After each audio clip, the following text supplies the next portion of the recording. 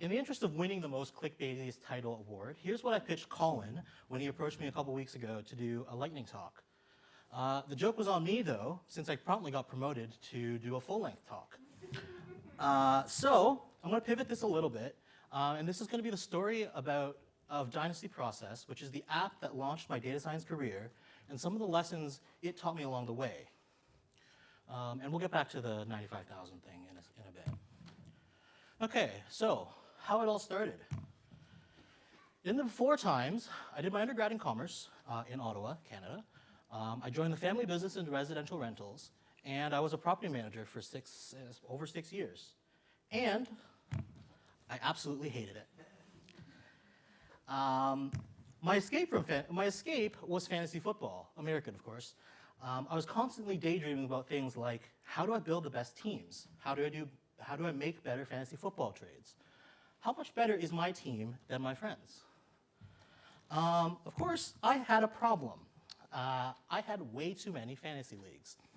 So how do I analyze these leagues at scale? I took to applying the tools I was familiar with, Excel, Power Query, Power BI, and used it to scrape websites and automate some league analyzer spreadsheets.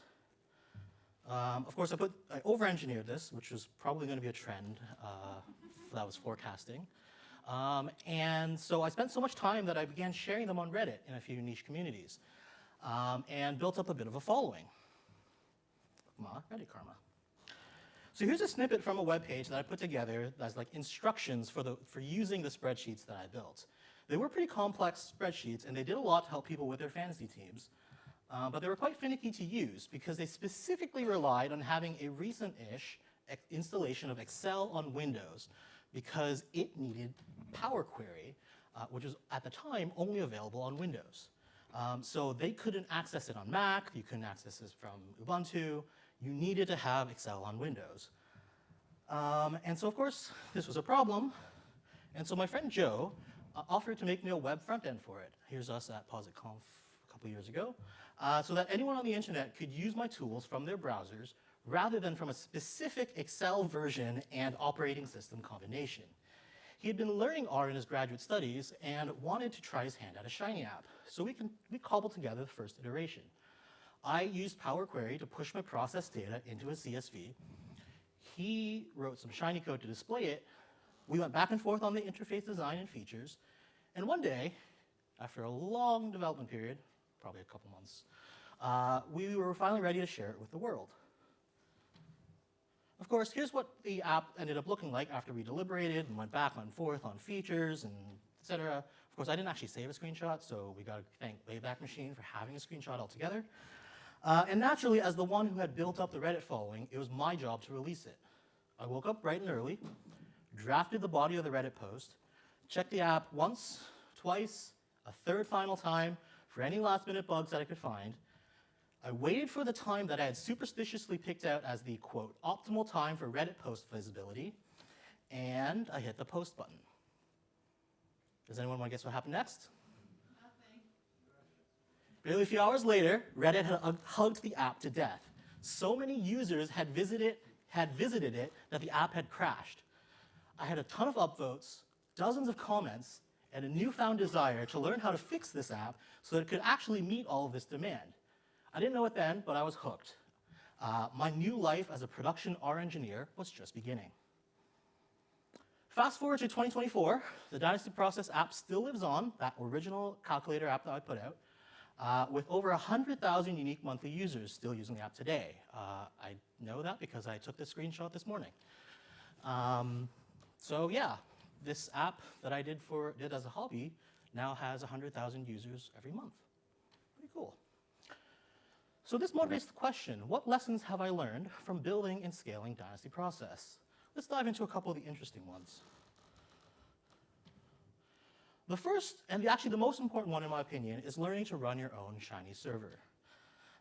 If anyone kind of is familiar with Shiny apps and the original stuff back in 2019, did anyone guess what the problem was on that fateful day in 2019? Because, yep, the app was deployed on shinyapps.io, where to this day, the free tier plan is limited to 25 active hours per month. I'm not sure if this is still true today, but at the time, I remember that each concurrent user consumed separate active hours.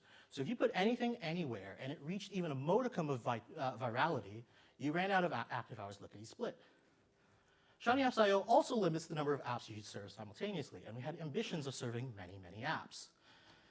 The cost scaling doesn't help either. So if my app could chew through 25 active hours in a single day, paying $13 a month got me 4 days of app uptime. If I paid $49, I got 20. What was I going to do with the rest of with the other 10 days of the month? And so, being broke property manager who hated his job and a grad student, we decided we could go for a Shiny server. So free and low-cost servers are plentiful. This is Amazon's. We went with AWS, which is this one, which had a pretty generous free tier. So it gave you a full 750 hours a month, which is more than 31 days if you were doing the math, for a dedicated CPU core. And it it eventually ended up serving this, our app. But you can also go with Google. They have a similar offering. Their CPU was weaker. I think it still is weaker. But the offering is in perpetuity rather than just 12 months. Of course, DigitalOcean doesn't have a free tier, but they do have really reasonable compute offerings with the added benefit of not supporting Jeff Bezos. And lastly, later on, I discovered options like Hetzner, which I didn't know about because it's a random company based in Germany, which gave you super basic compute for your money. So you actually, the lowest tier gives you 2 CPUs for less than $5 US, $4 something euros. So it's cheaper and more CPU for your money. Unfortunately, servers are a bit of a fuss to configure. So you got to know domains, you got to know about firewalls, you got to know about SSH keys, Linux. If you haven't used Linux before, that's going to be different. Shell, the Linux package dependencies, you got to learn about R dependencies, Shiny server configs, Nginx, SSL, load balancing, cron jobs, and more. Which is a lot, right? And so there was only one guide at the time, the DynastyProcess guide, and so that's what we used to kind of go through it. And because neither Joe nor I had experience, this actually was my first project with DynastyProcess, just setting up the server and serving the app. So we went through the app, learned a lot of stuff, failed it many times, I think. I ended up nuking that server entirely and starting from fresh. I think it was over 5 times, just trying to get this right. But eventually, it got up, it got working. Within a week, we were back up and running again. And so, yeah, if you're following this now, there's a lot more options in terms of what you can follow from guides. The Charles Bourdet guide is my favorite. He does a really good job of explaining and using really nice, simple mental models. I love his Dorman with ports kind of thing. So if you're interested in kind of setting up a server, check that out. Alex Gold has a new book called DevOps for Data Science, which covers more than just setting up a Shiny server. And of course, I was into streaming at one point and recorded this video. So if you like a video to kind of follow, this was up to date as of 2021, I think, and took some notes as well. So you can kind of follow that along. Okay, so number 1 tip from building Dynasty Process, set up your own server. Number 2, the number two tip I learned is that you're probably making Shiny do too much work. And what do I mean by this? Every line of code that is in your Shiny server block gets run at least once, each and every time a user visits the page. If you're scaling to 40,000 monthly users, that's 40,000 times your code gets run. The less time it takes to run that code, the faster your app will feel. So, keeping this in mind, how do you make your app go fast? One way, and this is the way we did use, was to move our computation to an external layer, and the app only performs a little bit of stuff. So the data pipeline, we were previously going out to this web page, collecting data, bringing it back, doing some transformations on it, cleans, joins, all that stuff. We moved it out of that into GitHub Actions, which is free for public uses. And this is still open source, so that was available for us. And then we saved it to S3, cost cents. And then the app only reads from S3, and then responds to the user's input and displays the output. Another thing that could be useful that we did use as well is data table. Data table is fast. Fast is worth it, even if it's hard to read and hard to think through. You can try using the pipe. That hyperlink points to a blog post that came out in January of this year, where you can pipe data table code and talk through a couple options for doing so. Also, a lot of comments. If you've ever written data table, it looks horrendous if you don't write comments and pipe. Another tool that we used, another solution that we used for this problem was using a CDN to cache files and images. So we put our app behind Cloudflare, which started caching some of that stuff for us. And all of our data also got put into buckets, first with AWS, later with DigitalOcean, that also had its own CDN network. So at the end of the day, the more caching that you have that's performed automatically, the faster things will feel, so that you don't have to download from as far away. I think I'm bad with names. I'm already forgetting. Kate, whoever was presenting on Arrow earlier, like just the session ago, suggested using Memoize, which is a super good option if it makes sense. But this can also make your life harder because caching at that level, it's Vicky, I think. Damn it. Only if it makes sense. This can also make your life harder because it will create unexpected responses when you don't want them to. So if you just update the data and you're expecting something new, sometimes it just doesn't respond and you've forgotten that you're caching things. Okay, the next tip, if you were here last year, this will not surprise you one bit. Logging pays dividends. I'm going to keep it really short and just point to the video of the talk I gave last year. But logging is proactive debugging.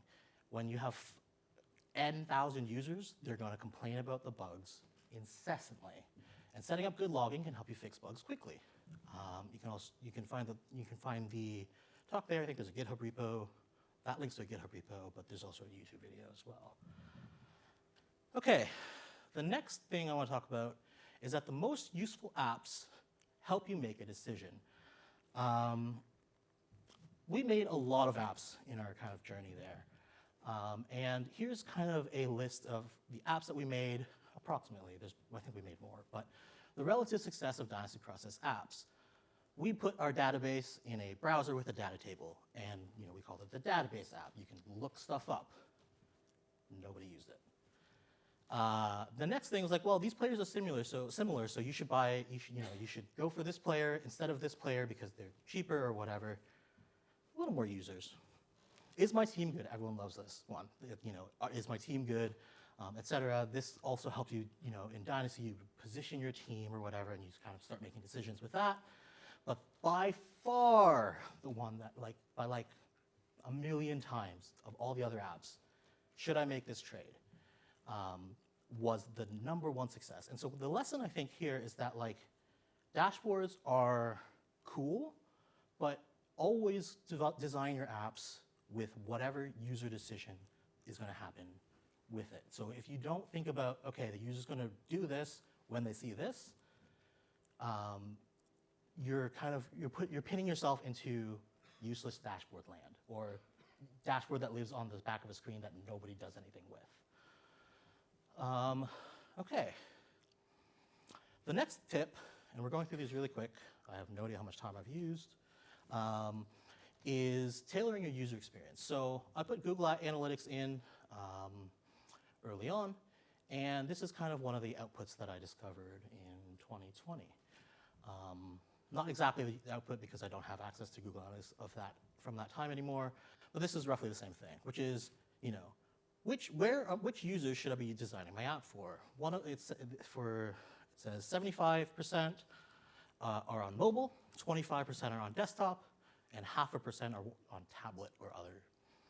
And so you can think about the screen sizes and everything else. This is responsive in the old Shiny way, but it's not really mobile first or mobile friendly.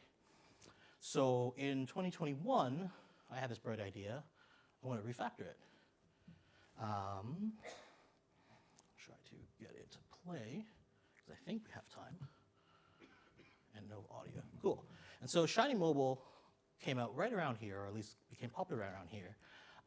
And so I redesigned the app and gave it some sweet progressive web app action. That's when you can like make the app look like it's a mobile app, despite being a Shiny app that is accessed from the internet, and put it right on your home screen. So this, really leaned into this mobile effect.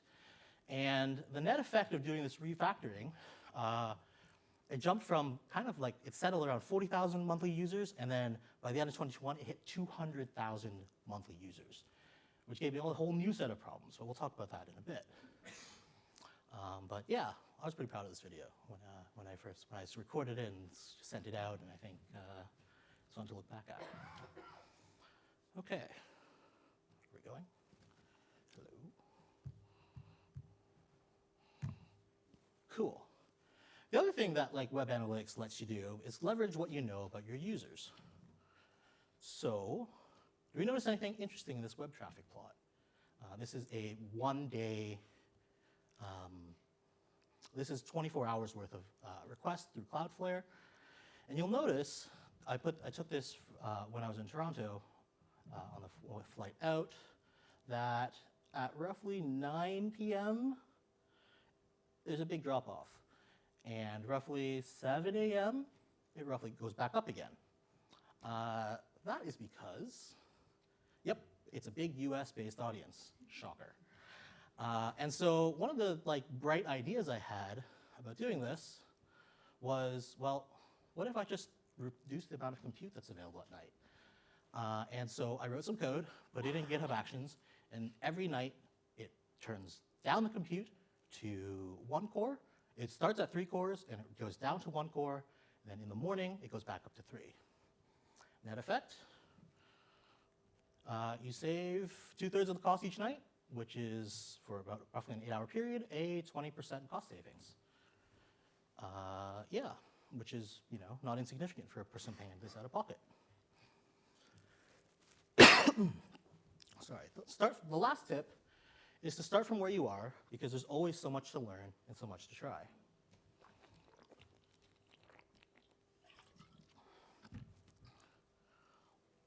So this was the first iteration of the stack. You've got base R, Shiny, and shinyapps.io.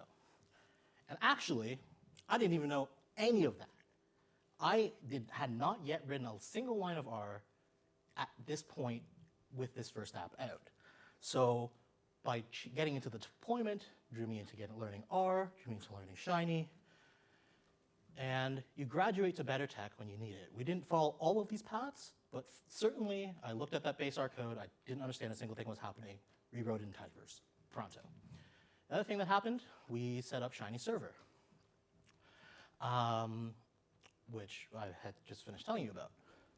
Other things that we ended up doing, we went to Docker, we investigated load balancing. That's what the icon I was told on the right is for. And then eventually moved from AWS to DigitalOcean. We never actually ended up going to Shiny Proxy. That would be an interesting tool if we were looking for authentication, which we would have considered if we tried to put the app up for behind a paywall or something like that. And we never did end up needing Kubernetes either. So from a rough timeline perspective, in April 2019, after we released the app in March, we replaced shinyapps.io with an AWS free tier server and Shiny Server. A couple months later, we had saved up a little bit of money. We increased the compute to the lowest paid EC2 tier so we could run more apps with more RAM. March 2021, I was telling you, we refactored the main app to Shiny Mobile. Immediately also got hugged to death, so we upgraded EC2 again so we could serve more. But it continued to grow in popularity to a point that it was getting super annoying to deal with. So we refactored it to Docker. By this point, I had learned Docker professionally and deployed it via DigitalOcean App Platform, in which instead of running a server, took in Docker containers, and you could scale up or scale horizontally to have more Docker containers, and then DigitalOcean handles all of that kind of stuff for you with redirecting traffic. Which is to say, we ended up changing our infrastructure over time as both our needs, our interests, and our effort changed, right? Our experience level changed as we grew this app. And so since 2022, it's been on the same stack ever since. Primarily, we'll get there. Okay. So to recap, with 20, okay, we're on time, nice. Here are the lessons I learned from Dynasty Process. Run your own server at least once. You learn so much by doing so. You're probably making Shiny do too much of the work. Get rid of as many queries and as many databases and as many bottleneck things as possible, because you want that to all happen as regular routine jobs, and you want Shiny to only deal with the part that handles interactivity, the things that you need to display the app itself. Logging pays dividends over time, just in terms of pure debugging. It also, logging and analytics helps you make decisions like refactoring this or that. The most useful apps help you make a decision, so always design it with that in mind. Tailor your UX to users. If your users are all on mobile, make it mobile friendly. In fact, make it mobile first if you really want users. Leverage what you know about your users. What did I tell about that? Oh, the US dominance, so you can scale up compute, for instance. And lastly, and the most important, again, is to start from where you are, because there's always so much to learn, there's always so much to change. So Dynasty Process today, we've been in maintenance mode since about mid-2022. It peaked at about 220,000 users, and it has since fallen off. We're still at like 100,000 users, but we're definitely nowhere near our peak. And I think the number one reason for this is that both Joe and I, the developers, and the users' interest has faded. We both got jobs. There are competitors in this space now where there weren't before. And so it's been long since surpassed by people actually working on delivering a better product. And those people absolutely deserve it. They're doing a great job. Joe graduated from his master's program and eventually became a data science for Pinnacle, which is a sports betting company based in the US. I became a machine learning engineer for Zealous Soccer after getting into a pit stop in real estate data analysis first. And today I help pro soccer clubs make better recruitment decisions. In fact, we're hiring. So if you are interested in our engineering or soccer or both, come say hi, send me an email, and we'd love to talk to you. Thank you.